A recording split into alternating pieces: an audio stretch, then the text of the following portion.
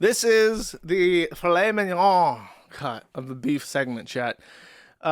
This is the probably the most interesting drama that's happened in a very long time, because even I knew about this before it happened, and even I fell for it.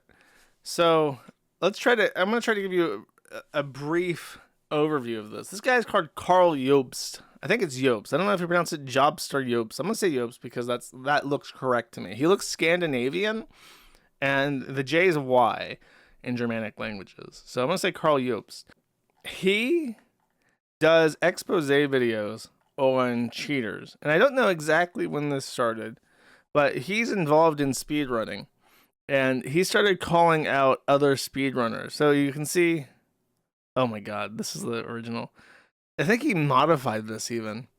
I don't have the, I hope somebody found the video that I was asking for. I'll get to this. But he started doing his own speedruns. He was a speedrunner.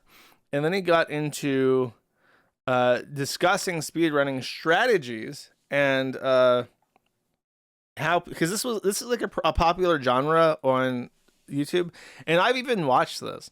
Like, I've watched videos explaining about how people like manage to do really complex maneuvers in Mario to like shave off a couple seconds of their runs. And it's kind of interesting just when they start talking about like the technical aspects of breaking the game and doing like memory overflow glitches and shit. Like, that's interesting to me. So I've watched some of these, and this guy became a one of these streamers that were talking about strategies. And as you can see, that he was richly rewarded for this. Hundreds of thousands of views across these videos, millions, 19 even. I misread the number, 19 million views on the worst fake speedrun on YouTube. And then he found this conflux. People were already interested in like speedrunning as like a medium, like taking hundreds of hours of people wasting their lives trying to shave 2 seconds off of Super Mario Bros. And condensing that into a 10-minute long video. One of the best, by the way, one of the best videos I've ever seen on this bullshit is a guy who like completely buck broke himself mentally trying to figure out how to get the blue dog in Ocarina of Time to win. Because it's basically impossible for that blue dog to win, but they buck broke the game hard enough that he can win. That video is very funny. I like that, or interesting. I like that video. So he found this weird conflicts of like super weird niche, like speedrunner shit. And then he found that internet drama is also very profitable. And if you combine these two things, you get 20 million views on this video. This video alone has made him tens of thousands of dollars. Like, easy. Probably hundreds of thousands of dollars. A 17-minute, yeah, this is like ad slop premium right there. So he went into this, and then eventually he made a video, a 15-minute long video on Billy Mitchell. Everyone knows who Billy Mitchell is at this point in time. If you don't know, if you're listening in the future, and these things no longer exist, YouTube is gone, Neil Mahan's dead. What happened is Billy Mitchell, years ago, like over 10 years ago, I want to say. And I saw this when it was brand new because we watched it on a Kiwi Farms movie night. Back when the Kiwi Farms was still called the Quickie Farms, I'm pretty sure. We did a movie night. And I still participated in movie nights at this time. And they played the King of Kong documentary. And this documentary follows this guy who has a Donkey Kong arcade cabinet in his home. And he bled and sweat, blood and tears, for a long time trying to get the high score. And he actually pulled off a high score in public in an arcade in front of both a live viewing audience, the documentary crew, and the referees from like Guinness. So like they saw this in person. He got the top Donkey Kong score ever recorded in person over 8 hours in one sitting, surrounded by people and also the referees. It was a very impressive feat. Like true human dedication to a thing that nobody should ever care about. Billy Mitchell sends in a VHS tape to Guinness, or to Twin Galaxies even. Sorry, I think it was Guinness and Twin Galaxies or something, but they watched in person. Then Billy Mitchell sends to Twin Galaxies a VHS tape that does not comport basically to the rules of how a score is supposed to be submitted to the system, because it doesn't show certain things that are required to prove that it's not fake. They accept Billy Mitchell's, then they accepted that score, and it was just like heartbreaking because this Billy Mitchell guy had been in the documentary, and he's just like smug. The best way to describe him is like as a heel. He is somebody who almost seems to want to be despised. He relishes that. He dresses comically. He has like this super weird look with like these feathered bangs and like this mullet, and it's just like he looks evil, and he talks really smug and condescending, and it's just like what is wrong with this guy? So they accepted that score, and then there has been perpetual, because this is a documentary, and it wasn't just a documentary, it was a real story about this guy who pulled off this stunt, and they got immediately usurped in this very suspicious way, and it was heartbreaking because it was a good documentary and it was a good story, and you liked the guy that the documentary followed, and you didn't like Billy Mitchell. He was like the villain of the story, kind of like in the show about the Joe Exotic and the Tigers and shit. You had that lady, and that lady was kind of like the heel for a long time. Like she's like the enemy in the documentary, and they made like the enemy be Billy Mitchell. And I think Karl Jobst watched this documentary, and he was inspired by the emotionality of the guy losing, that he then decided, I'm going to join in this crusade to prove that this guy is a fake. So he published his video. He got 2 million views, and this started like his obsession. And it really was like an obsession where he really desperately wanted to epically own Billy Mitchell and take away that King of Kong title that he felt was not deserved. And Billy Mitchell, outside of the documentary, is also really difficult to like because he is a serial litigant. He has sued like half a dozen people and companies to try and hold on to his Donkey Kong title. And in particular, the big lawsuit that had been going on for a very long time was against Twin Galaxies, because they took him off the leaderboard because an expose came out that indicated to them that the score received in King of Kong, that was the top score of all time, was run on an emulator, and it was proven in this very, very complex way I won't even get into, but they believed it and they took him off the score, and he sued over that because he said that not being the King of Kong was like harmful to his career. Keemstar likes him. Dude, Keemstar likes him. That's all you need to know. So very, very hard to like person. He's a serial litigant, the worst kind of person, basically. The worst kind of person besides a liar, which allegedly he was also. So Karl Jobst gets in on this, and as you can see, his video about this guy gets 2 million views, and it's right in his thing of like conflicts of speedrunning and high score tables and video game shit and e-drama. And then he starts doing, 3 years ago, more and more videos on Billy Mitchell, to the point where it becomes like every couple of months he puts out another video. Here's where I fell for this. I have watched all of these videos. I have watched every single Karl Jobst video on Billy Mitchell, and even I was duped. Now, before I do that, let me scroll all the way down. You'll see that his first video was the GoldenEye N64 Damn Agent 52 seconds. This is the time to take one map in GoldenEye 64. There's a dam, and it's a very short map, and it was widely speculated that 53 seconds was the absolute minimum that a human could achieve on dam. And he played this map thousands and thousands and thousands of times over hundreds of hours, so that during one of his runs, he got 52 seconds on this map. To the point where if you watch this video, he is brought to tears over it because he is so happy. 15,300 times. That sounds right. I remember that number. So that's how many times he played. You can take it even. You take 15,300 and times it by 52 and divide by 60. Divide by 60 again. Divide by 24. That is 9 days of continuously playing the same GoldenEye map over and over and over again, so that one of those thousands of plays would have a number 1 second lower than any other screen, any other person playing that map had ever seen before. And it brought him to tears when he was done with it. But this video, when it was published 7 years ago, I think that was exactly right even. The podcast was quite young when actually, it wasn't. It was probably a couple years after this video was published, but we were still on Discord, and there was a guy called Overpaid, and his name is a pun because it's his full name would be Overpaid.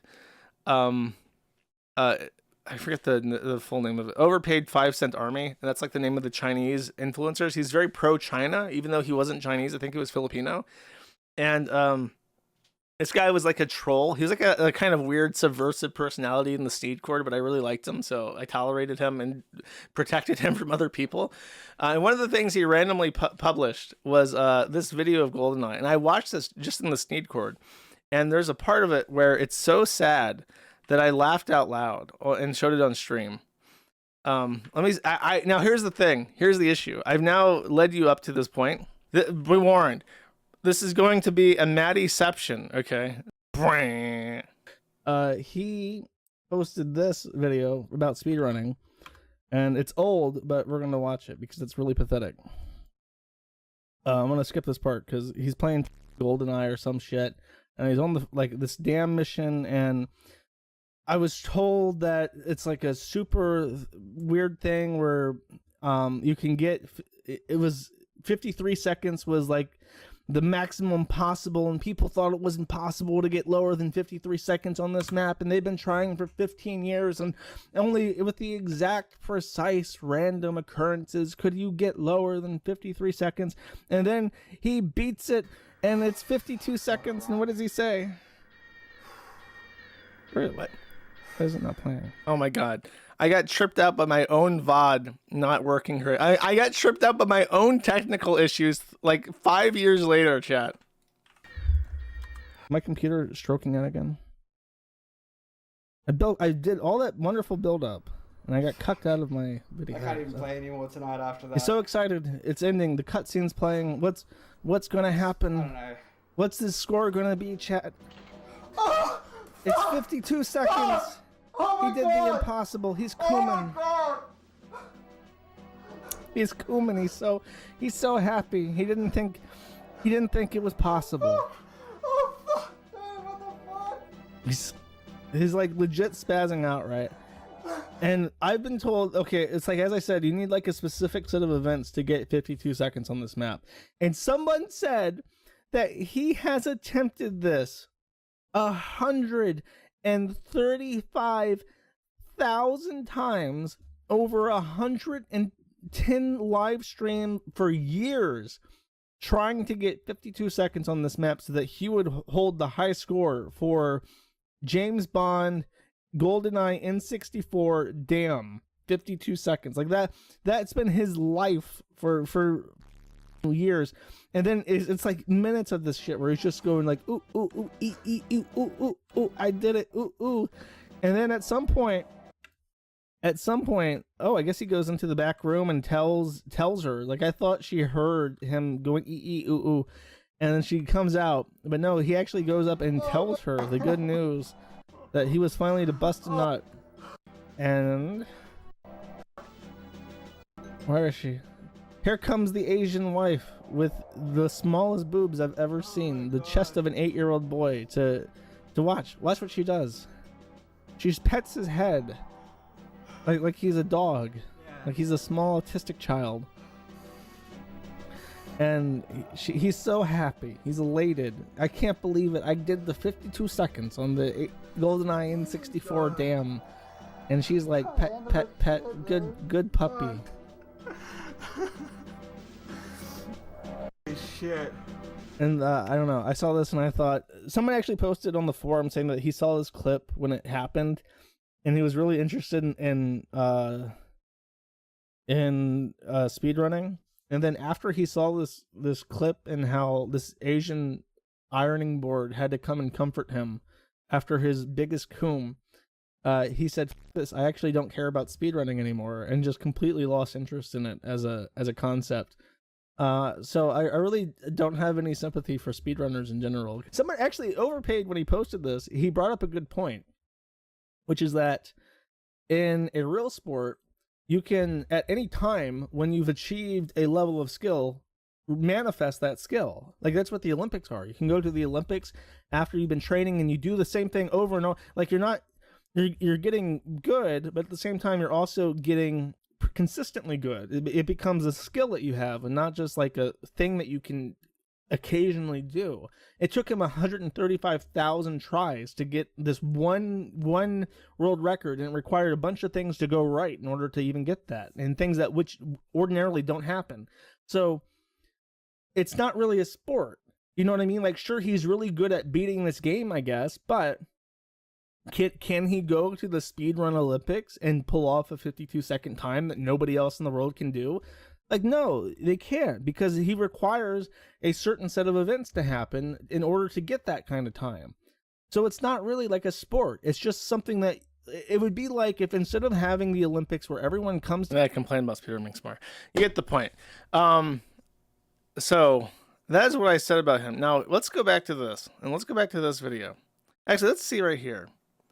If you maximize this again, you will see that this video appears, it's hard to see. Let's see if I scan. Actually, no, I can't scan. It said 7 minutes wrong.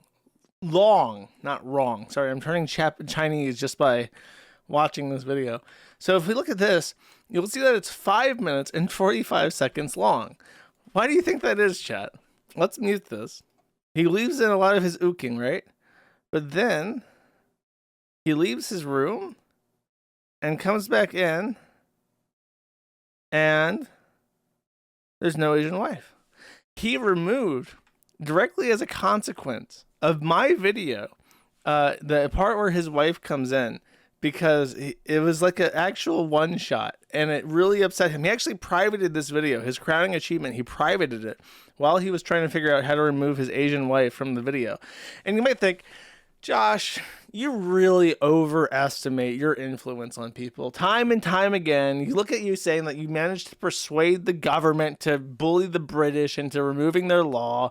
Now you think you made this guy remove his wife. He probably just realized it was a bad idea at some point. Wrong. You're wrong. And I know you're wrong because I remember that after I did my reaction, he went on his community page or on Twitter, I think on both even, and he posted a tweet saying, I need your help to mass report men at the internet off of YouTube, because he says, I need your help, you absolute legends. There is a YouTube channel that has uploaded a video saying disgusting things about my wife. I would appreciate it if you could report the video for me. The entire video and channel is filled with racist and transphobic content. Bum, bum, bum. Now we get to the part where before any of this shit happened, I already did not like him. And this is what I was thinking of right here.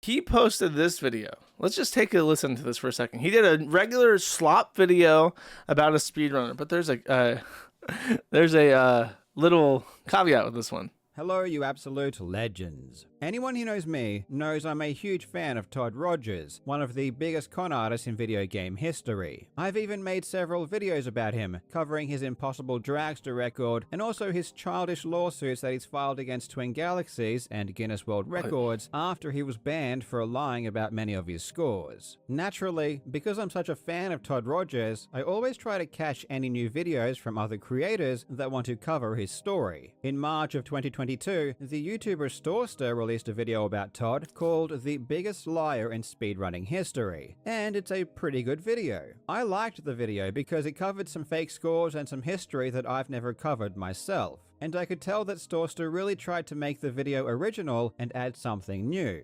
However, there was a section near the end that was a bit too Get to the point. It was talking about one of Todd's failed lawsuits, and it was basically a condensed version of one of my videos. Not only are all of the screenshots taken directly from my video— Wait, is this the wrong video?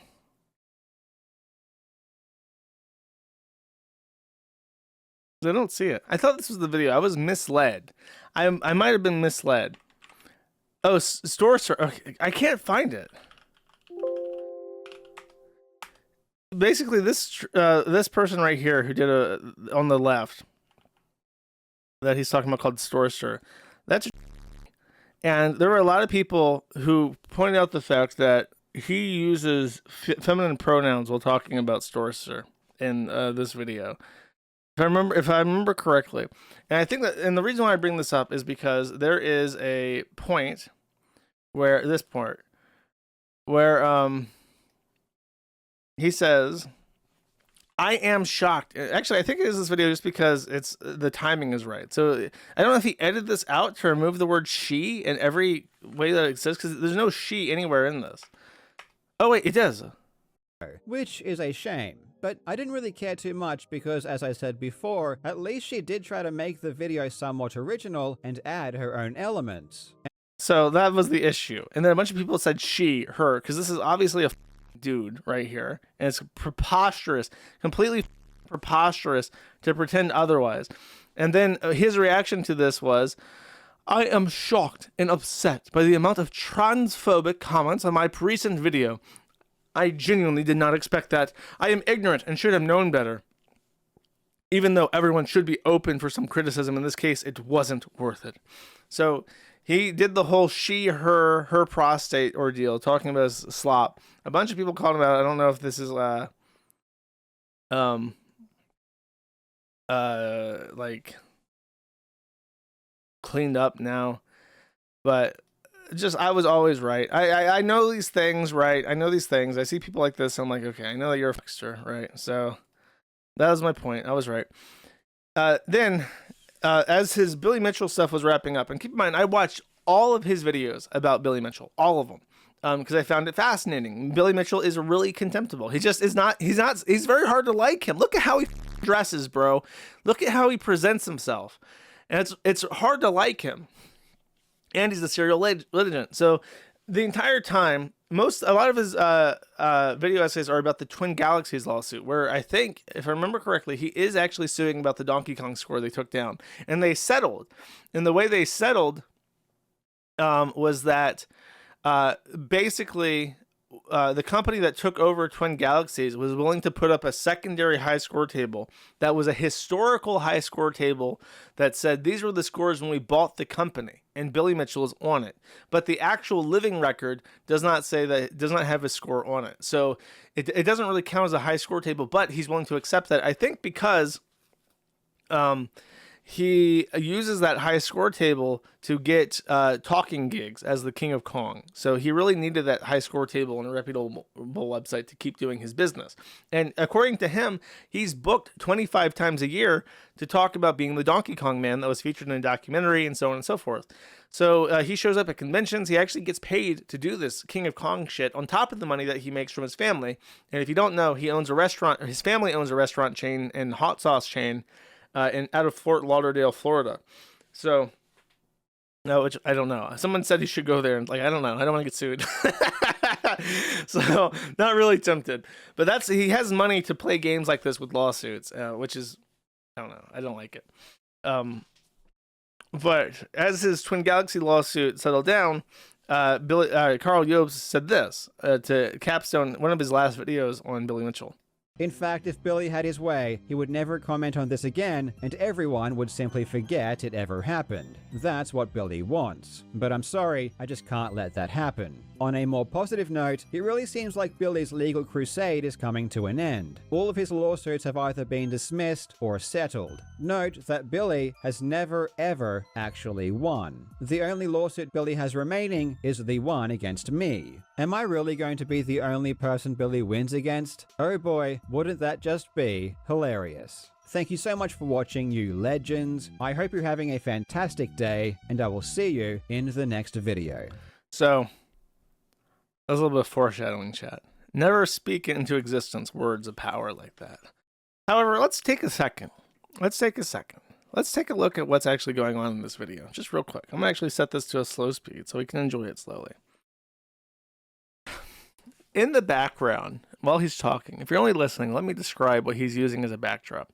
There's a game about WWE. And in the game, I think you can play as either like known wrestlers, or you can build your own wrestler. And I remember, I think Darkside Phil would do this. Darkside Phil would like make himself in WWE. And I swear to God, there was another lolcow, it might have even been DSP, who would make enemies, like his trolls, into people in this game. And then he would play himself in the game, beating up people. I just remember. I don't know who it was that did this, but I remember it very distinctly that this was Beardson. Was Beardson the one that would do this? DSP detractors did that. Yeah, dude. There's so many lolcows that would make like these shitty like, haha, I'm gonna epically own my trolls and haters by like beating them up in this video game. Even Christian, by the way, he would remake his trolls. And this, I think it was Soul Calibur. I don't know. It was like a fighting game that you could customize, and he would do this. Yeah, Chris did in Soul Calibur. I was right. I've never even played Soul Calibur. I have no idea what it's about, but I know that he would do that in Soul Calibur. And it's funny. But Karl Jobst has done this. He has put in a Billy Mitchell character and himself in this game, and he is beating up the Billy Mitchell substitute in this game and using it as a background. And what's funny is that he's using the background of him beating up Billy Mitchell as he says this. Be the only person Billy wins against? Oh boy, wouldn't that just be hilarious? That is the words that he says as he's beating up the fake Billy Mitchell in this video game. And it's just like one of the most pathetic, childish things I've ever seen from a guy who I only know of because he played because of the GoldenEye 64 shit. So that's where we're at with this. Now the actual outcome of his lawsuit. I have downloaded this, so we can actually scan through it. I think this is it. It goes on for a couple minutes, but it's worth hearing. I want it on the stream. If anyone knows the exact timestamp in this clip, let me know. IP for the plaintiff. In Ottumwa, Iowa, USA, were not produced by the direct such bodies as Guinness World Records. At the time, he has been well known among it. Summary should not be taken as of factual and legal issues. As the parties will realise, the trial raised a lot of factual and legal issues, but they may not realise that I also had a number of other commitments during the months since the trial. What I'm about to say is a summary of my reasons for judgment. I expect it'll take about half an hour. This summary should not be taken as a substitute for my full reasons, which will be published on the Queensland Court's website, together with a shorter summary later today. I might have to skip. I should have condensed this down to notes. I didn't realize it because it went so fast when I was watching it that I thought I'll just play this one stream. But if it's half an hour long, let's do this. He's speaking very slowly, so let's go to time and a half, and then let's skip a little bit in.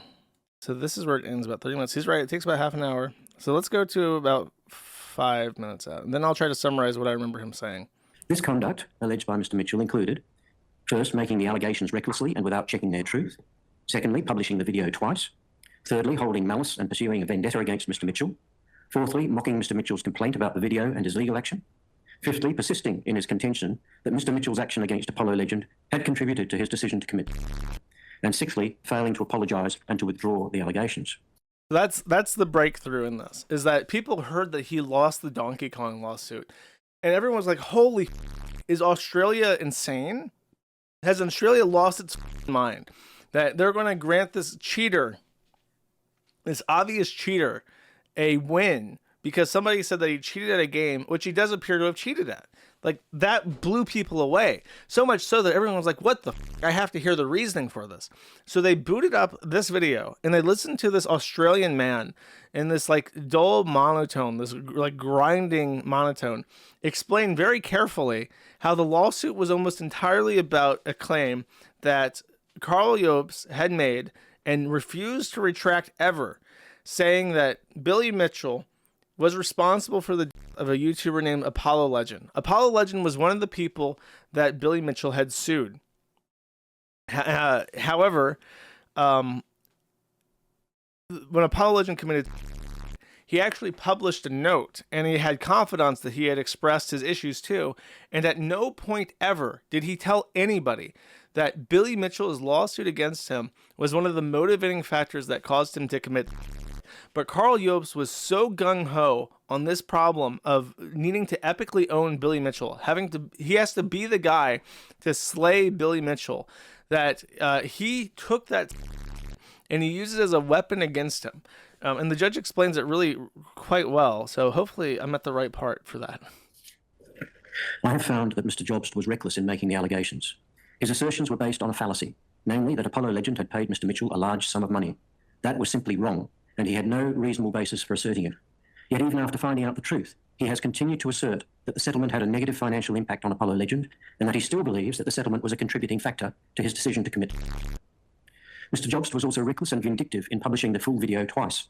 At the time he republished it, he had been told by Mr. Mitchell, via his response video, by their mutual acquaintance Keemstar, and by Mr. Mitchell's lawyers, that what he had said about the payment... I love how he just casually name drops Keemstar in the middle of this. As this guy is reading his summary of his judgment as if he was doing like a expose video on YouTube, just casually name dropping Keemstar. Apparently the Australian court system is on such a good basis with Keemstar, they can just name drop him. Yeah, of course, everyone in Victoria knows who Keemstar is. ...was not true. He told Keemstar that he would not republish that part of the video unless he received concrete evidence that it was true.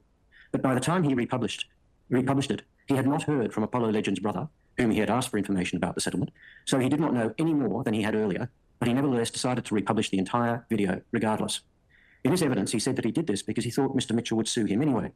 His attitude appears to have been, well, if I'm going to be sued, I may as well go for broke and damn the consequences. It was reckless and showed an absolute disregard for the truth or for the effect of his video on Mr. Mitchell and his reputation. On 29 July 2021, that is about 6 weeks after he finally edited the video and took out the offending passage, Mr. Jobst published a video in which he retracted his statement that Apollo Legend had paid Mr. Mitchell money, and he apologised to his viewers for having given them incorrect information.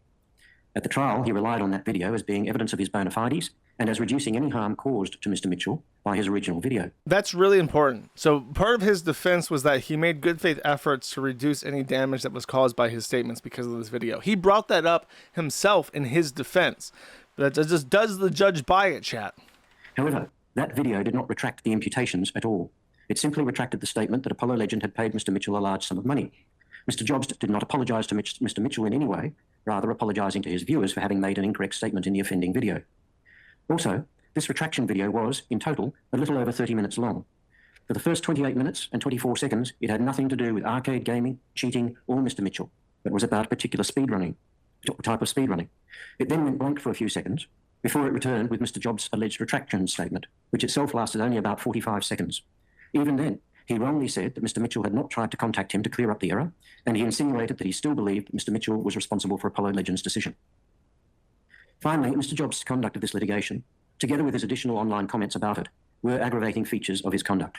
He seems to see himself... So he brought this up, and he said to the judge, look, judge, I did my best. I tried to retract the statement. But the judge looked at this and says, not only are you not retracting the statement, you're doing it in like the most pussy, underhanded way imaginable. And he actually says that this defense that you brought up actually makes me not like you more. I actually hate you more now that you've made me watch this. And I've seen what a little weasel you are. In defending this claim as a crusader against Mr. Mitchell. He is the last of the defendants who have been sued by Mr. Mitchell, and the only one, apart from Mr. Race, who has not backed down. Even in February 2024, as this action was progressing toward trial, he said in an online interview, quote, Billy Mitchell needs to be destroyed in court. These people need to be punished in a big way before they stop. They need to get taught a lesson. So I am now the last chance. I am the last chance the public has to punish Billy.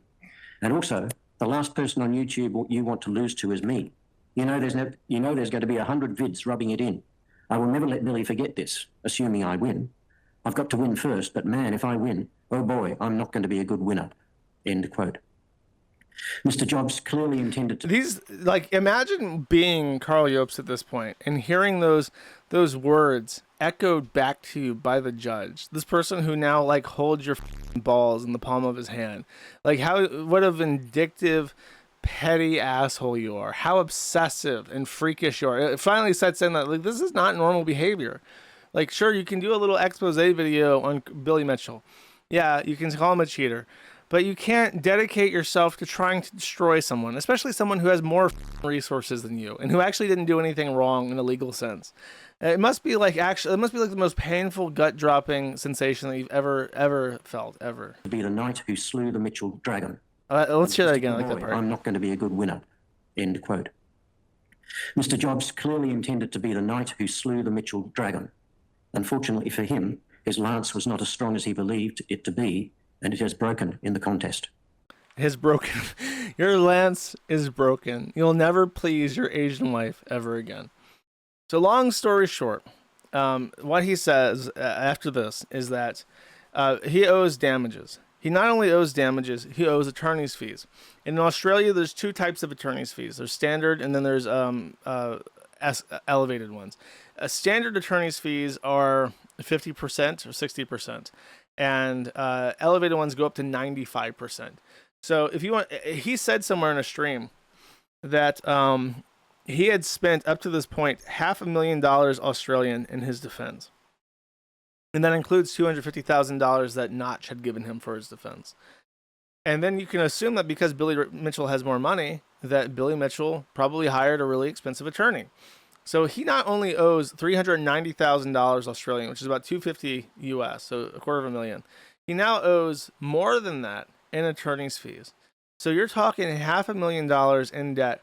And then the real damaging thing is, okay, he's like a big YouTuber. He's cranking out million view videos constantly, and those probably get like $100,000 a video, like for real. So he should be fine then, maybe. The issue is that everyone in his audience feels materially misrepresented about what the litigation was. Everyone was led to believe that this asshole who lied about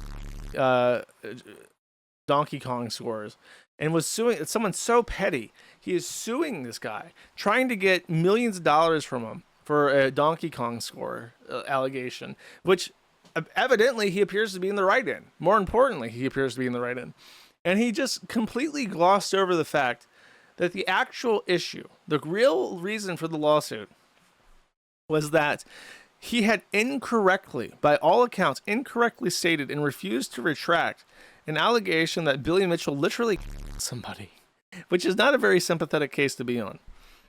So now he's at the end of this. He owes at least $500,000 US, probably $750,000, maybe even a full million, because you don't know how much money that Billy Mitchell was spending. And I can tell you pretty confidently, Australian lawyers are even more expensive than American lawyers.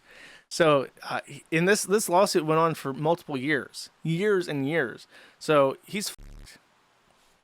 And then now that he's f***ed, he has no goodwill with his own community anymore. There's going to be a bunch of people who gave him money, who watched his videos, who downloaded Raid Shadow Legends at his request to help him and his sponsors, who are now going to be uninstalling spyware from their phone, pissed off that they can't get a refund on their legal crowd raising, and they're unsubscribing from his YouTube channel.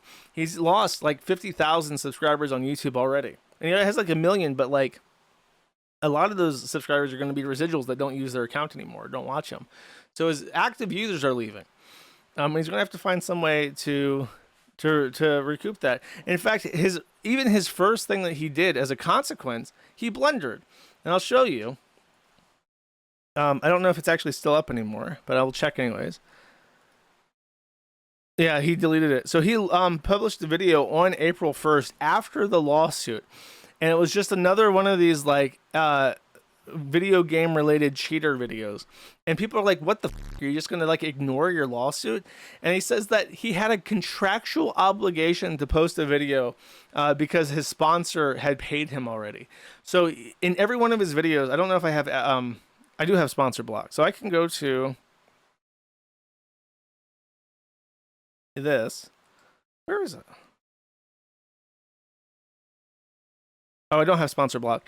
If you go to any of his videos, he has massive segments on like downloading Raid Shadow Legends. In fact, I think if you go to any of his videos in his comments, yeah, the first thing, get 26% off on Displate. There's his referral link. And then look, another one. Go to private internet access. Waiting for the decision to my trial is stressful. I've just been chilling. Hope you guys have a great 2025. Then there's PIA.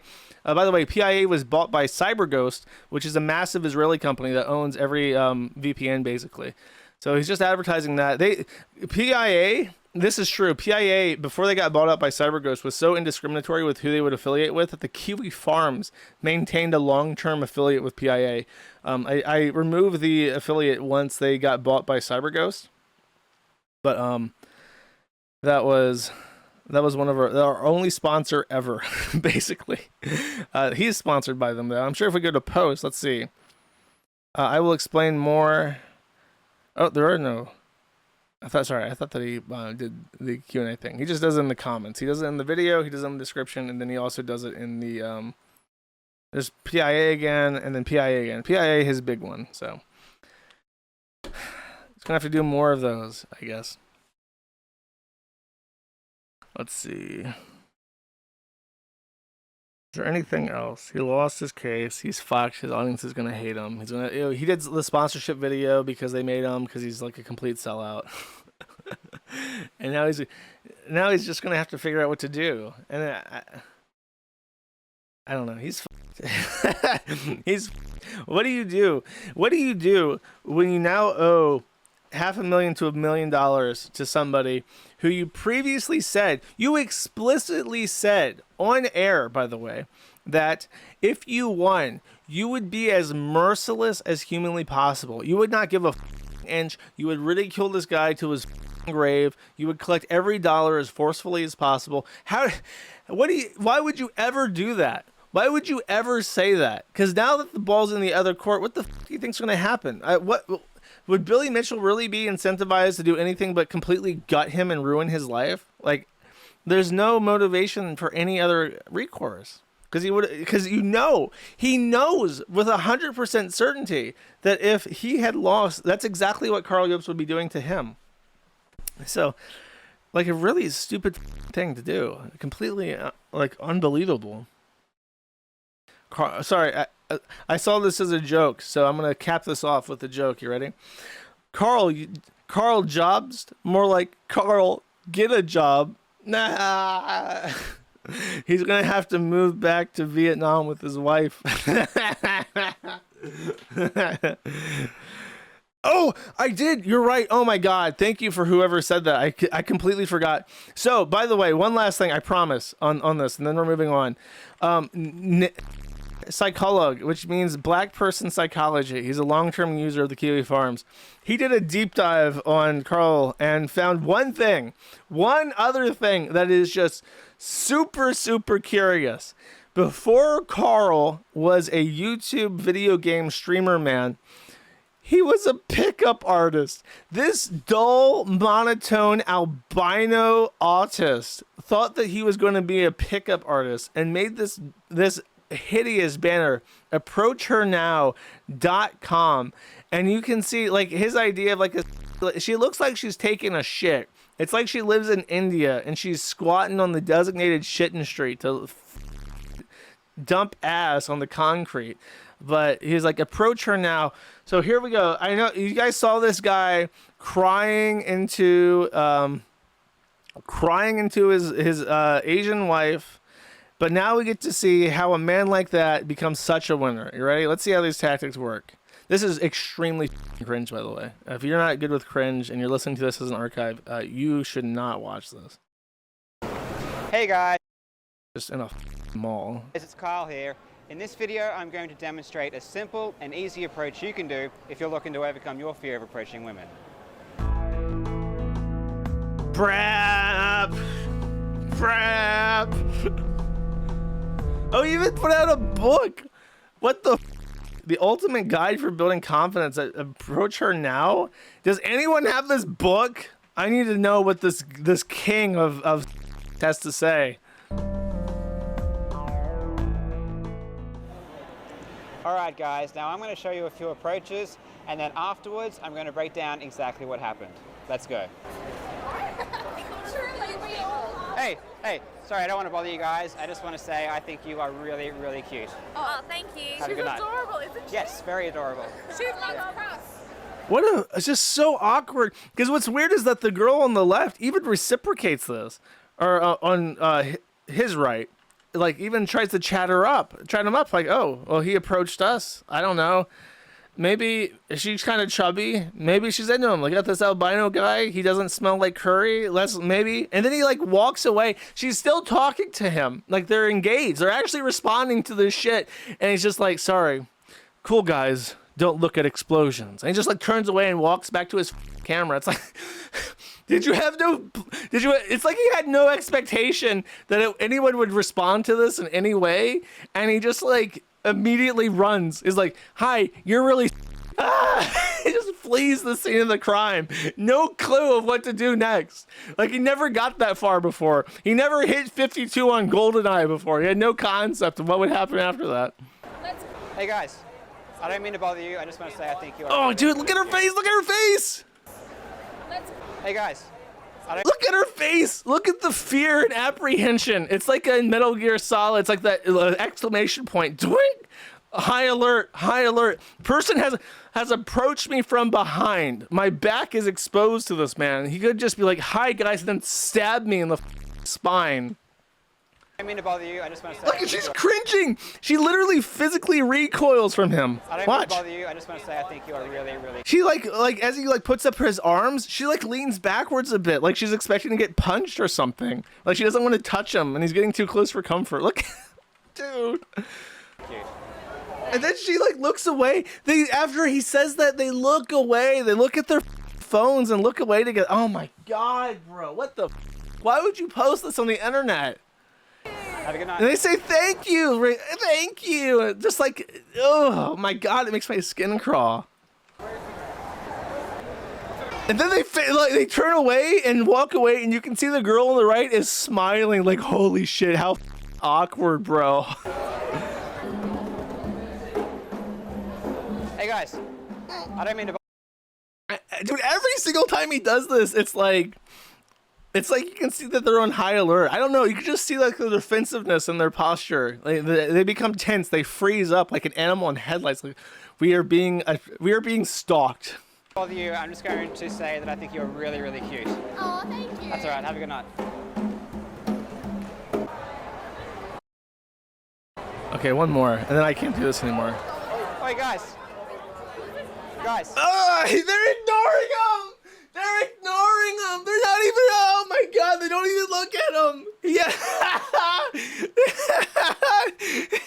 Try to ignore him and hope he goes away.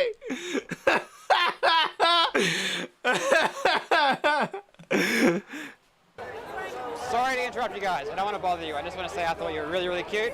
Just want to say that. Dude, saying someone's cute, it's just like, I don't know. Like a dog is cute. A kid is cute. Beautiful person I've ever seen, so Agreed. Thank you. See you guys. Just the way he leaves afterwards. It's like, why are you doing this? Oh my god.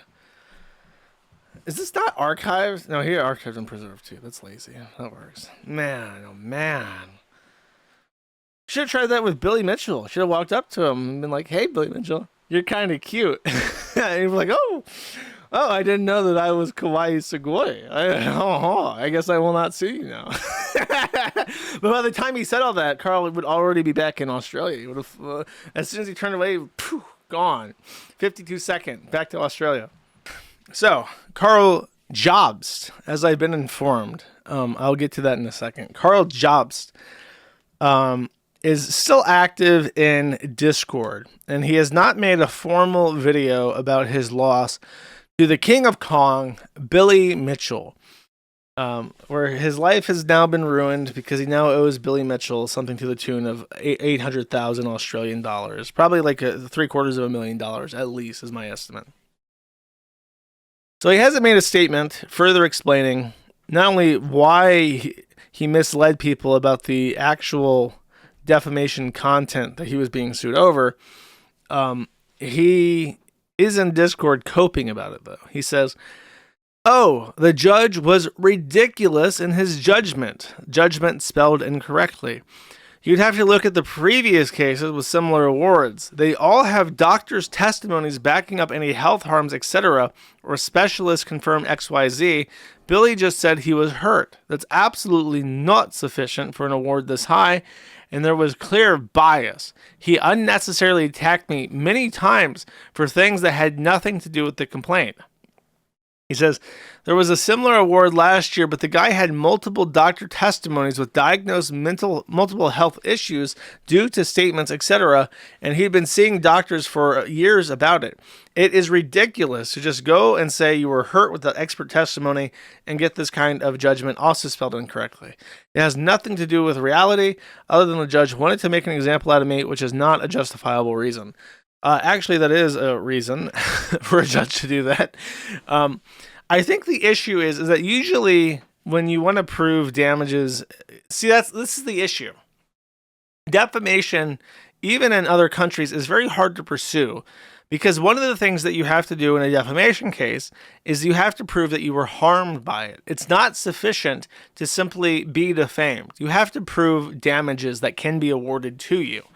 And sometimes there are statutory damages for things like hurt feelings, or because if it's like there's certain categories of defamation where if you call somebody like a child, you are owed, I think it's called per se defamation when that happens. And it's like you're owed damages just because the claim is so awful that we acknowledge that you deserve some recompense for it. Being called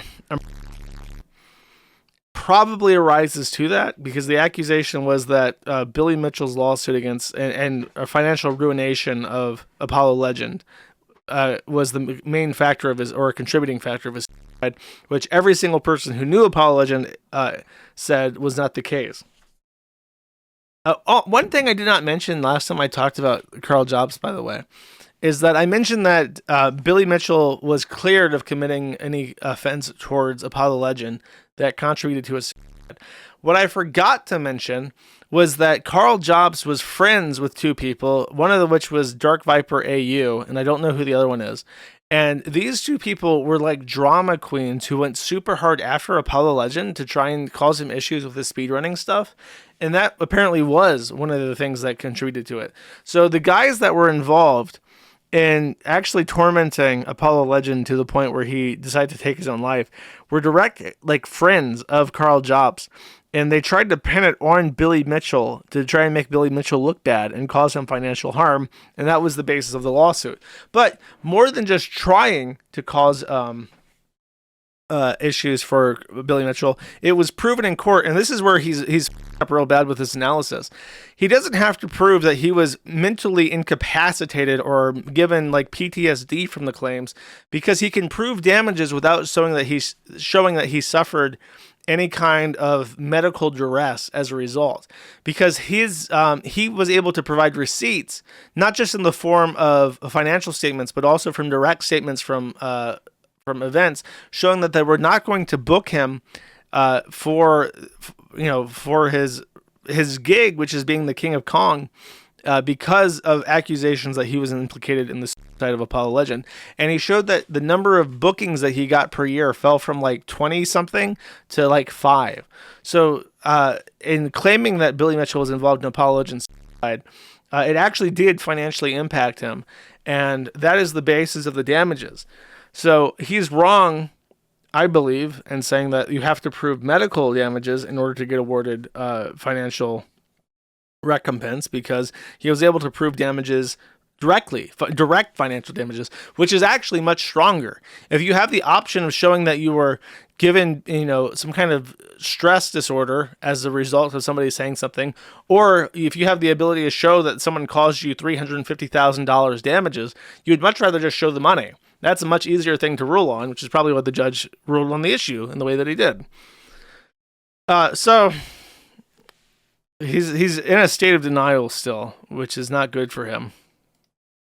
However, what's also not good for him is that after this came out, people started really digging into like his past. Now, I've already played the really terrible pickup artist video, so I'm not going to torment you with that again. However, people found out that he was active on a forum called the Elite Forums, where he posted under the name Sim Threat, and he posted under his real name while doing this. And the things, to be fair though, this is from 2017, so that's like 8 years ago.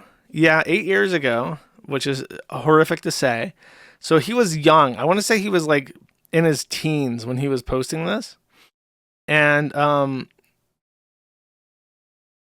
he made a lot of embarrassing statements, which I'll now read. You ready? In particular, this one, he's role-playing as his own. He says, ask Karl's anything. He says, almost every day I get several micro wanks, edges a lot while watching Jap. Most days a week, a full wank. Average is around twice a week. Lately has been slightly less because of all of Karl's energy is going into Project Become Awesome. I'm of average size. The only thing that makes me superior to most is that I'm cleaned very well daily and am a pleasure to suck. That is disgusting. Oh, this is from 2001. How is this guy was posting on this forum for 16 years? And the post about his... Okay, so this is like when he was a teenager, and this is now. So this is like 8 years ago. He's like in his 20s. This is like from when he was a teenager. I was 9 years old. I was 8 years old at this date. So this... and he's been posting on this forum ever since, apparently.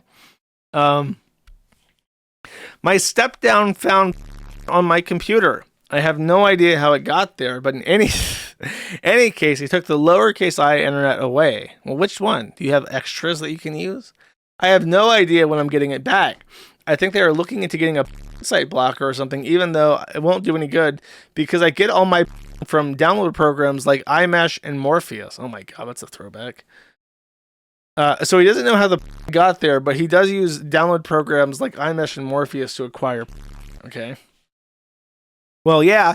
In the meantime, I'm working on writing a perfect dark FAQ walkthrough. I'm going to own all the other FAQs. It's going to be over a meg probably when it's finished. So yeah, that will keep me busy for a few months or years. During this time, I will not play GoldenEye, maybe. By the way, that GoldenEye thing, he's been playing GoldenEye since the 2000s, like before 9/11. And it's his favorite game of all time. And that's why he was so overcome with emotion when he beat GoldenEye Dam for 52 seconds. Because he's been working on that since he was like a wee lad, a child, playing this one piece of shit game. I remember I played a James Bond game. And the only thing I remember is that me and my friends, there was one specific map we really, really liked to play. It was not GoldenEye. I think it was maybe a PlayStation game. But it was like this snowy fort. Oh my God, this is like such a vague memory. It was like a snowy fort with like 2 zip lines. And my favorite thing to do was that you had this camera guided RPG launcher and you could shoot this thing and then like hunt people down around the map with the RPG launcher. And it was so funny because your friends would get so pissed off. Nightfire, that does sound right. I remember that. That was a good game. I remember all the snowy maps. I like snowy maps. Anyways, so I don't remember what that was on. I think it was PlayStation. Let me show you how proud I am to be yours. The odds of this chick being decent is 17,546 to 1. In any case, you gotta know how to close. So this was only 10 years ago. 10 years ago, he was dropping the with a hard Z on this elite forum. Shocking. Decides to talk about child 2013. Not good.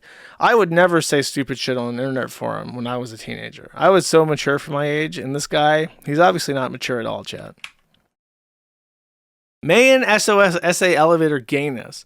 I'm having a bit of a problem with the first lift being called down when I get to it. Most of the time it's still up, the time and being really gay. I spoke to a couple of NTSC players and they said they can get it called down every time. So I think this is a PAL problem or something. Does anyone know how to get the first lift called down consistently? I get the lift called down like 1 out of 10 tries, and I do make the lift usually get like a schoolgirl on her first day of school. Any help would be appreciated or something. K-ness. So this is what he's up to. This is what he's up to. Nefarious, treacherous, disgusting chat. I cast my highest form of judgment on him for his terrible statements on this forum.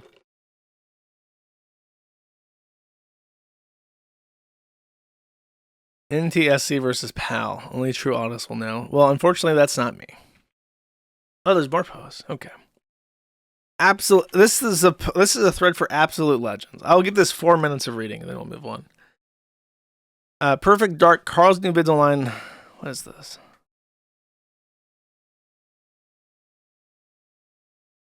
He faked a run. The 25 vid is faked. I don't have an action replay or game start, so I used the video editing program at school to change 26 to 25 each frame at a time. Then I had to play 10 hours and get 25 speedrun that made it look like I actually got it. The tricky part was getting a 25 speedrun that matched the end screen I already made. It took me a while. So he was a cheater. when he was a teenager on this forum, he was faking runs. Oh, real. It's from 2004 as well. I'm a better guitar player than Octo Inky. I'm a better skater than Kingpin. I know more about IT than Snapdragon. I'm very, but not as Bizishklid. I want to have with your dad. I was rated best in the world at everything by yours truly. I'm quite awesome. I watch Big Brother and I love it, and I want to have with several of the contestants. Endgamer is a gay boy who will never update POM, even though he said he will have numerous times. Okay.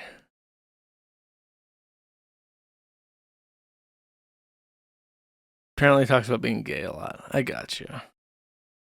All caps, red font. Awesome. He's a complete everything that doesn't remind him of a wish death upon him and his really hot sister, who he touches a lot at night and also touches himself at night. The pictures of himself touching his sister at night. Oh, to be edgy on internet forums in the 2000s shit. Couldn't be me. He is on Discord. That's where this other thing came from. This other post that I read. Okay, so right before the stream, to kind of round this off, I want to tempt you once again to subscribe to the locals. mati.live.locals. Wait, no, mati.live.locals.com. Or you can go to mati.live/dono. You have to make a Rumble. If you're having issues, you have to make a Rumble account and then use the Rumble account to sign up to locals. It's a pain in the ass. I wish it was not this way. I'm going to tempt you into signing up to locals because I promise you a review of a book review. I've not done this very often. This is Approach Her Now: How to Get Over Your Fear of Approaching Women by Karl Jobst. This is a lost media, I've been informed, but somebody said he downloaded this book years ago. Why he downloaded this book, I did not ask, but it was made available to me. I assume legally. I assume that he did this legally and that he has the permission to share this, so he gave it to me. Very kind of him. And now on locals, maybe over the weekend, I will do a review of Approach Her Now: How to Get Over Your Fear of Approaching Women. Maybe we can learn something together, chat. Now, I watched through this entire thing. Before I explain this, I'm talking about Karl Jobst, who lost to the King of Kong, Billy Mitchell, I think last week or the week before, and he was ordered to pay 350,000 Australian in immediate damages, but also court costs. And this was an upsetting thing to many people, not because he lost. It was initially because he lost, because everyone had assumed that the lawsuit was what he had mostly discussed in his videos, that the lawsuit was Billy Mitchell suing him for calling him a cheater in the high score for Donkey Kong that he got that was very contentious. And he's been litigious about in the past. Billy Mitchell had been suing people in the past for saying that he cheated at Donkey Kong. It's been a whole thing for 10 years. Billy Mitchell's super unlikable, kind of smug guy. Definitely like an anti-hero if you do like him. I think that if you like the guy, you probably appreciate the fact that he acts like that. But to normal people, especially because of his litigiousness, people don't find him very palatable. So, considering his litigation history, considering certain threats that Karl Jobst had shown, Jobst, I forget that he pronounces his name wrong. Karl Jobst showed on stream, it seemed like, and specifically legal threats from Billy Mitchell regarding the information about high score tables, but the evidence was very convincing that he did cheat by submitting an emulated game of Donkey Kong to the high score table, and it seems like he was right. However, when the news dropped that Billy Mitchell had won, these hundreds of thousands of people tuned in to watch a 30-minute long oral summary judgment by the judge presiding over the case in Australia, who explained very clearly and articulately that the lawsuit was about the claim that Jobst had made twice, that Billy Mitchell was responsible for the death of Apollo Legend, another speedrun YouTuber. And this was predicated on an assumption that he had made that because Billy Mitchell had sued Apollo Legend, that was the motivating factor for Apollo Legend to take his own life. This is false. This is false, and it's been proven false by every single person who knew anything about Apollo Legend and who was close to them. And Karl was also very wrong about the fact that Apollo Legend had made any kind of monetary consolations to Billy Mitchell.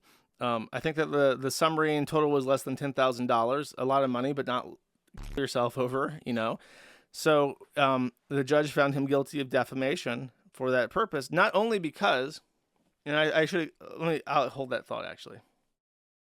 So a lot of people saw this and were like, I feel lied to. I feel lied to, and in particular because after Karl had received the threats about the Donkey Kong scores, he started a GoFundMe to raise, I think, $200,000 Australian to defend himself in a court of law against Billy Mitchell. But what Billy Mitchell ended up suing him for was the Donkey Kong scores. So even though he didn't, and I hesitate to say this, he didn't directly mislead people in like a literal legalistic sense. But the fact that his most prominent talking points was about the Donkey Kong scores and not about the Apollo Legends, which he mentioned precisely one time at the end of one video, many people felt misled. And he tries to backtrack that and say, well, I couldn't talk about that, so I didn't, and I focused on what I could talk about, which was the scores. Many people find that this is an insufficient response, and many people still feel that they were intentionally misled. So this response is very bad, and it's not worth playing. I'm just going to play like a minute of it so that you can get a sense of how he talks. You would expect that maybe this video is a little bit more emotional or a little bit more personal, maybe him sitting down in front of the camera to talk about it, but let's see. On the 1st of April, I lost my lawsuit against Billy Mitchell, and the judge has ordered me to pay $350,000 in damages, plus interest. It goes without saying this is not the result I wanted or expected, and it's honestly quite shocking. Personally, I disagree with the judge's decision, and so I'm currently exploring any potential avenues for appeal. An appeal may stay the judgment on application until the appeal has concluded, which might result in several outcomes. That is the entire video. That's how most of his videos are. And in this one, he decided that he would play Minecraft footage for 32 minutes while discussing what had happened and his excuses for how he misled people. And I find it extremely unconvincing. I'm sure most other people do as well. I feel like it's completely inappropriate, and I feel like if you're going to do a video like this without showing your face, you should use a static background or anything more grounded than Minecraft footage, because it feels very flippant and that you're not taking it seriously. And I think many people would agree with that. However, while there's nothing in this video that I really want to show you, because I did watch through it and I would have clipped it if I had felt that there's something worth showing, what I want to talk about in regards to this is what is missing. He lies through omission again. In particular, first, I mean, the one thing that he says that the judges flatly got it wrong, which I guess I'm not an Australian legal scholar, so I can't really opine on that. He denies that he did anything wrong. And what he really glosses over is not just that he accused Billy Mitchell of being the main contributing factor to Apollo Legends. He ignores the fact, and this was one of the big points of contention. You might forgive him for not talking about the Apollo Legends thing as a whole, as a part of his case, because he says that it could harm his case if he talked about it. You might be willing to forgive him. But what many people found unforgivable was the fact that Karl Jobst is personal friends with Easy Escape and Dark Viper AU, who are other YouTubers, I think, that do content on speedrunning or video game stuff. And Easy Escape and Dark Viper AU were both directly mentioned in Apollo Legends side note as giving him, I think the exact words were, the final push he really needed. So he directly called them out as giving him the motivation to take his own life. And Karl Jobst was friends with both of them. And for whatever reason, Karl Jobst felt the need to try and deflect this and its fault onto Billy Mitchell, who was his sworn enemy, and that's why it looked so malicious. It's not just that he said something and he got it wrong, and he said something really bad and got it wrong. He said something that he should have known better than, because his two personal friends were implicated in this. Billy Mitchell was not. And he does not even address this. And it's like, if you're going to be so cowardly to not show your face and do the Minecraft footage of video explaining your situation, it feels like you should at least use that anonymity and that distance between yourself and the apology, or the not even an apology, but the video explaining the situation, to actually address some of the biggest issue that people had with how you handled your legal case. And he just didn't. And it's hard for me to imagine how he's going to recover from this position that he's put himself in, because it loses so much goodwill with everybody. People don't like being lied to. And people are not that stupid. This is a very easy thing to understand. Everyone thought that it was about the Donkey Kong shit. It was not about the Donkey Kong shit. And the real case seems to be closer to home than he wants to admit. So he now has this huge judgment. He's talking about appealing it, and I'm almost certain that if he appeals it, then that's going to be fees on fees. He might manage to avoid paying Billy Mitchell a dime for however many months or years even while his appeal is being heard. But I'm almost certain that, because it's the same in the United States, if you are awarded fees and then that person tries to appeal your fees and then they lose that appeal, you get fees on fees. So you owe the money for your lost appeal. And I feel like, especially in an appeals court in Australia, that he's going to, if he appeals and loses, he's going to owe even more. And it might be double what he currently owes. You know what I mean? Because the appeals process can take as long as the actual trial, because they have to review this birth of information. So it's a lot, and it's very egotistical. And I feel like what Karl is doing, not that I can get into his mind, but because his videos get so many views and his videos are monetized and he has sponsorships and stuff and affiliate links, I feel like he's calculating his legal strategy around the idea that his income will remain stable or mostly the same. And I don't know if that's going to be the case. I feel like he's personally irritated his own viewers to such an extent that a lot of them who do follow him strictly because of the Billy Mitchell stuff are going to stop watching. So it's hard to say. You know, the YouTube money machine is a very strange beast. It does what it wants.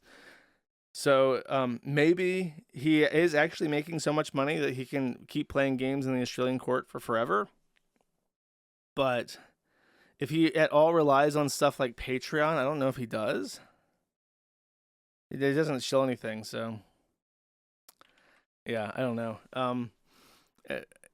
It's a risky gamble. It would have been much better to apologize and just move the on, I think. But he's a sore loser, I suppose, and we'll see how it goes. I will definitely talk about this if he does appeal it. Fees on fees. That's the SpongeBob guy, right? Karl Jobst, not to be confused with Karl Jobst, is bankrupt. He is formally filed in Queensland, Australia, for a debtor's petition, which is the first step in a bankruptcy proceeding, where the debtor's court will take a look at his expenses, his income, and his owed monies and determine what to do. So he probably has a mortgage. I'm aware he bought a house at some point. He has his YouTube income, which is now going to be up in the air because all the drama around him. And then he has a significant, I think $750,000 or so owed to Billy Mitchell at the absolute minimum. I think the issue for him, though, is that you can't. This is true in the United States, but I don't know if it's true in Australia. I imagine it's true in Australia as well for various reasons. But I think that you cannot discharge legal debt, court mandated expenses. I know that when Alex Jones was sued for $11 trillion, that he was told he could not discharge his debt. But I think it depends on case by case, and if it's a business debt or not. So we'll see. We'll see what happens. It does put me in a weird position because, like I've said before with Billy Mitchell, he is a true anti-hero. He is somebody who does act in a way that makes you kind of cringe, and it's like, why you gotta be like that? But at the same time, I think the way that Karl lied about him was so egregious that you can't feel bad for him. I realize it's not like a novel opinion, but You really just can't go around accusing people of murder. Maybe I'm sympathetic to him because I've been routinely accused of murdering random people I don't even know about until after either they're dead or they fake their death, or you know what I mean? Just like that shit does have consequences for people when you just lie like that and it's believed. So I haven't had his hot sauce yet. The mail guy has it. The mail guy has like an odd assortment of shit. I think he has like various coins. I think he has Sven Stoffel's new comic book. He has a bottle of hot sauce. He has like a box of like junk that he's been collecting for me for months. And I either go take a trip up to see the headquarters of the Kiwi Farms, or I need to have him mail it to me at some point because I imagine it's becoming quite cumbersome. Karl Jobst, in his infinite wisdom, has decided. Here's my theory: Karl doesn't have any friends, and he can't talk to his wife because she's like Chinese, and just hello, wife. Today I have lost my lawsuit, and we are going to lose the house. He just has no ability to communicate with her. And then he has no friends because he walks up to them at random and says, hey, babe, you're looking cute today. And they stop talking to him. So he's completely socially isolated from the entire world. But then he goes on to Discord, where he has some absolute legends to talk to, including people who constantly leak his private messages out to the world to see. And so this is the conversation. Someone asks, is he getting a $400,000 settlement? Karl says he won't get it. Someone asks, oh, awesome. I wasn't sure if this was some clause that prevented you from doing that. He says, how can Billy get something I don't have? My YouTube channel is owned by a company. I have a $1 million house with $1 million mortgage. My channel is owned by a company, which is now the sole director of is my wife. I'm just an employee of the company. So he says, so your wife is the breadwinner, very progressive. She's an accountant. He says, well, I'm glad you did it that way so we don't have to pay this con man a second mortgage. It would be insane if your wealth went to Billy instead of your children. Whose fault is that, buddy?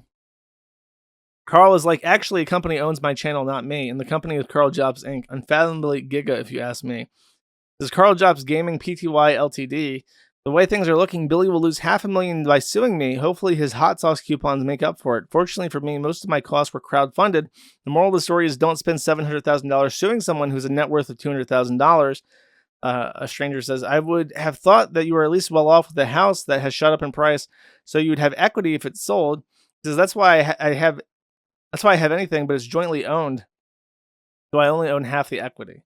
He says, will you redraw on the mortgage or have to sell? He says, my wife will buy me out, so she will own it. I will give the exact details in my update vid. If my wife wasn't buying me out, then yes, I would have to sell. This isn't even cheese, it's just standard. Ask any YouTuber my size, they all have companies for tax reasons. So this guy goes onto the internet and freely admits that he intends to restructure his assets in a way to defy a court order to pay Billy Mitchell, which is a bad idea. He seems to have this idea that if he just structures things right, then he can get away with pleading poverty and just shift $1 million of equity into somebody else's name and be done with it. Problem is that she's his wife, and the problem is that this is all happening after the fact. So it's not like he really thought ahead and he structured his assets in such a way that his wife owns everything explicitly. It's that he is doing it now so that when he comes to collect, he can say, ho ho, my wife owns everything and I own nothing because I am poor and broke and I only work for her. Ho ho. And then he's just like, oh, gosh darn it. I guess I lose then. I guess this was all for naught. I guess my whole meddling litigation adventure overseas has terminated in yet the most unsatisfactory way possible. And I bow my head. I tip my hat to you. I kneel in respect. Good sir, you have bested me. Like, that's actually what he thinks is going to happen. And it's like, no, you're going to get beaten. You're going to get clubbed like a baby seal. And you're going to get extracted from. And if you think that you can just juggle your assets, you're... As if he's the first person to ever think of this. As this is the first lawsuit ever that ended unsatisfactorily, and then a person decided to shift all his assets to another person. Wasn't there even oh god, do you remember the Tiger King. The Tiger King did this exact thing. He got sued by PETA, and he got sued by that Carol Baskin woman. And after he lost, he shuffled the zoo into like his mother's name and shit. And it's like, we're not stupid. You know, the courts aren't brand new. They've been around for 250 years in this country. You're not the first person to try this shit. All that shit can be wound back when it was done with intent to defraud the court, especially. Come on now. You really think you're the first?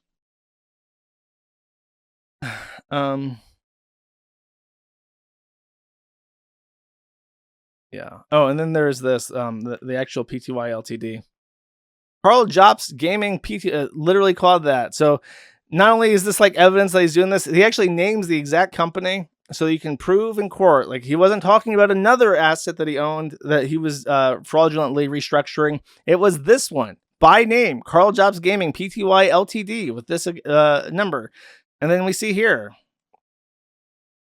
on May the 9th and April the 22nd and March the 1st, change the company details, change the registered address, change the place of business, officer name or address, member name or address, change the company details, change the registered address. So he just admits, yeah, all this restructuring that was done to deprive Billy Mitchell of, and it was done the day of. March 1st is when no, it was April 1st when the thing came in. So he changed it the month of, expecting to lose. Precisely 1 month before the judgment was made, he restructured his assets that were made in his name so that he's not the owner of it. It's just genius. It really is. It's that kind of profound intellect that you get only from watching videos of speedrunners beat Super Mario 35 years after the fact and 10 seconds faster than the previous best, chat. No, you're right. It's 2025. So it's even worse. It's 21 days after the fact, after the judgment, that he decides to change the details of the registered address. We have a statement from Billy Mitchell, the King of Kong.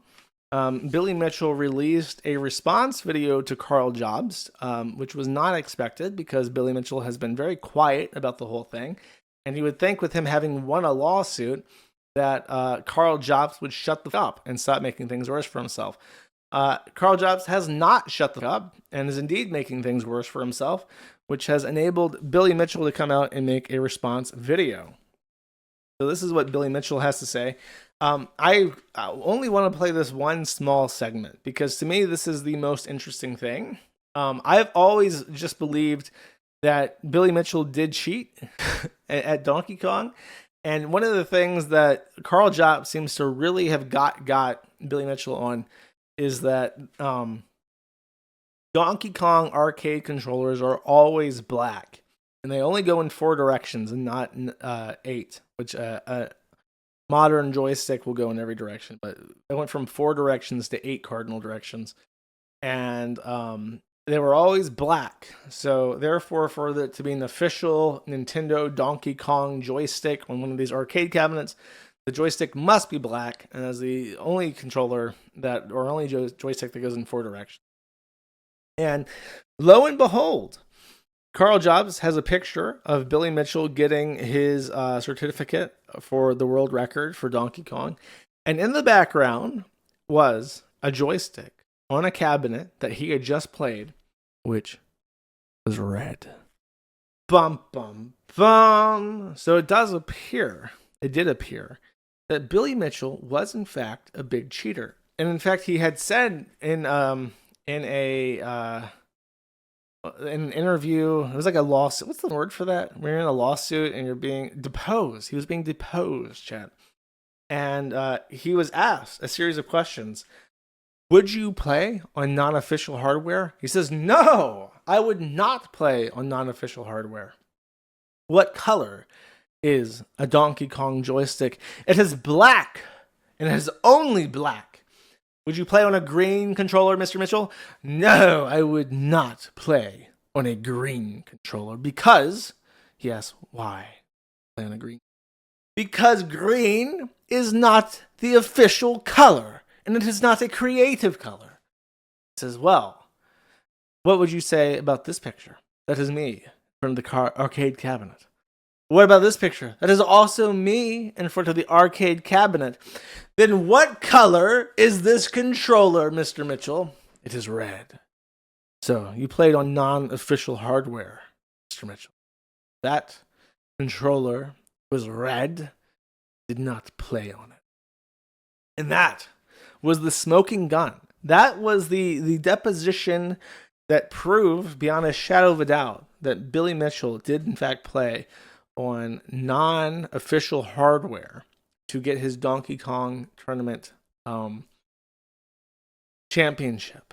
So what does Billy Mitchell did not address this ever. However, he has just addressed this. What does he have to say? Next, Mr. Jobs and Twin Galaxies stated many times over the years that this photo shows a rule violation on one of my Donkey Kong World Records because the joystick was red. That's not true. The joystick was compliant with the rules. In 2007, there was no written rules for competitive Donkey Kong. However, the general rule for all games was to use the original machine with a manufacturer's hardware or hardware that constitutes a like-for-like exchange. A like-for-like exchange is a functional equivalent. For example, in this case, if a four-way joystick installed by the manufacturer broke, you may install and use a different four-way joystick. That is why the joystick was compliant with the rules. The reason for the rule was that arcade video game manufacturers stopped producing parts in the 1980s. No arcade machine on this earth at that time for any game had each and every part from the manufacturer. Nobody's scores would have been valid for that rule. Nobody's. In fact, even today, Donkey Kong World Records occur with non-original hardware inside the control panel based upon a like-for-like exchange rule, both the joystick and the buttons. Mr. Job also levies the claim that the joystick was an 8-way joystick, not a 4-way joystick. I don't think he understands how the arcade machine joysticks work. Any joystick may be any number of ways based upon how it is installed. It doesn't matter who the manufacturer of the joystick is. It doesn't matter what the manual says. It all depends on the restrictor plates inside of the arcade machine, which are not visible from the outside. In this instance, it was a 4-way joystick. On a separate note, That's that. He crushes the rumors. Billy Jobst, not Billy Jobs, that would be their son. Karl Jobst, the defeated, the lanceless, unable to slay the Billy Mitchell dragon, has now had his smoking gun yanked right out of his hand. And now the red joystick of doom that you saw in that picture is now ineffective in itself of slaying the Billy Mitchell dragon. At least Karl Jobst had been clinging on to this one glimmer of hope. Sure, I may have made myself destitute. Sure, I may be committing fraud upon the court by shifting my assets into my wife's name. Sure, I may lose my house and become homeless. Sure, Billy Mitchell now is owed like $1 million Australian as a result of me accusing him of over a Donkey Kong tournament thing. But at least I finally proved he's a cheater at Donkey Kong. And just like that, Billy Mitchell, yoink, takes that joystick right out of his hand, and it's over. And that's the update on Billy Mitchell. Someone posted this. Ricky's is now the official hot sauce of Kiwi Farms. And then Billy Mitchell personally liked this. So use code SNEED for 41% off. Billy Mitchell thought this was a banger, so he liked it. So I guess it's true now. Someone said they're going to send me a bottle of his hot sauce. And I'm due for a mail run soon. So I guess I'll get the hot sauce and then I'll compare it to Frank's. See how it holds up, Chad. It's nice to get an endorsement finally after all this time. Karl Jobst, he has made a video that he claims is his last update on the Billy Mitchell lawsuit. However, isn't there somebody you forgot to ask? Billy Mitchell says that this was a terrible decision to put out this video. It is 2 hours long, and it's effectively, he doubles down on literally everything except the claim that Billy Mitchell killed Apollo Legend. That's the only thing he doesn't double down on. He explains how he's not, his debt structure with his wife is legit, and his debt restructuring and how he's consolidating his assets to be bankrupt. It made sense to me. I understand what he's saying. And I believe that maybe it probably was overblown, but that he was trying to dodge collections by shifting assets around, like Hedman said. What he said about the bankruptcy court made sense to me. He explains that he's not breaking the law, and that clicked, that resonated. I feel like that made sense. However, at the end, he just gets like super petty, and starts antagonizing Billy Mitchell even more. And his whole thesis is that he's bankrupt. He has no income that he can take from. He doesn't make enough money for Billy to collect any debts on him. So he's going to get like $250,000. I think he did the math. It's like $250,000 Australian for a debt that's like $650,000 Australian. And because of how debt forgiveness works in Australia, because he's bankrupt, his lawsuit debt will be discharged in 3 years. So because his channel is so shitty now, he doesn't make enough money to enter into collections. And then after 3 years of not making any money, Billy Mitchell's debt will be discharged. And he basically taunts him and says, you spent over $500,000 to win a judgment. You got a third of that back. And now there's nothing you can take from me because of how Australian law works. So go for yourself, basically. He just continues to antagonize him. Now, this part right here. At 3:02 a.m., Mr. Jobs wrote on Discord, there are 2 videos that need to be made. One talking about the hot sauce company, one talking about how Billy needs to stand on things to make himself look taller in photos. Carl, I'm 6'6". I don't need to do anything to look taller. I've taken thousands of photos of different types with fans since 1982. Some very serious, some nothing but fun. Meanwhile, you're 5'7". He's a manlet. Cope harder. Try not to stretch the truth.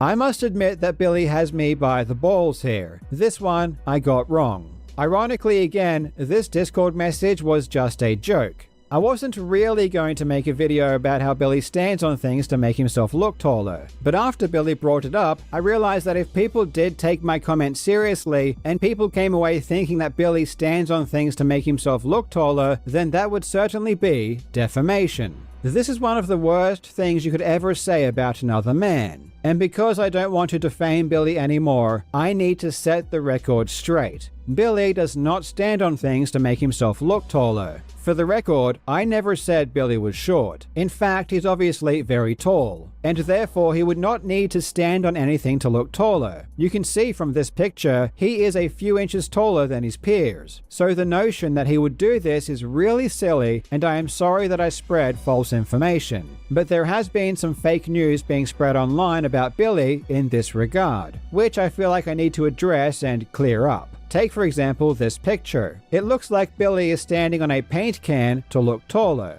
While everyone else is happy to just stand on the ground like normal people, Billy felt the need to stand on a can of paint. But this photo has clearly been photoshopped. Here is the real photo. And as you can see, Billy doesn't need to stand on the paint can because he's already so tall. So while he does stand on the paint can, it's not because he needs to, as Billy is already a very tall man. Billy is way taller than me. Let me make that very clear. Billy is taller, and that makes him better. There is also a very misleading video going around that people are claiming shows Billy standing on a roll of duct tape to make himself look taller, and I need to dispel this awful rumor as well. During this group photo, there is a roll of duct tape that Billy locks eyes onto, and he decides to grab it. Now, Billy is a very tall man, so he doesn't need to stand on anything to look taller.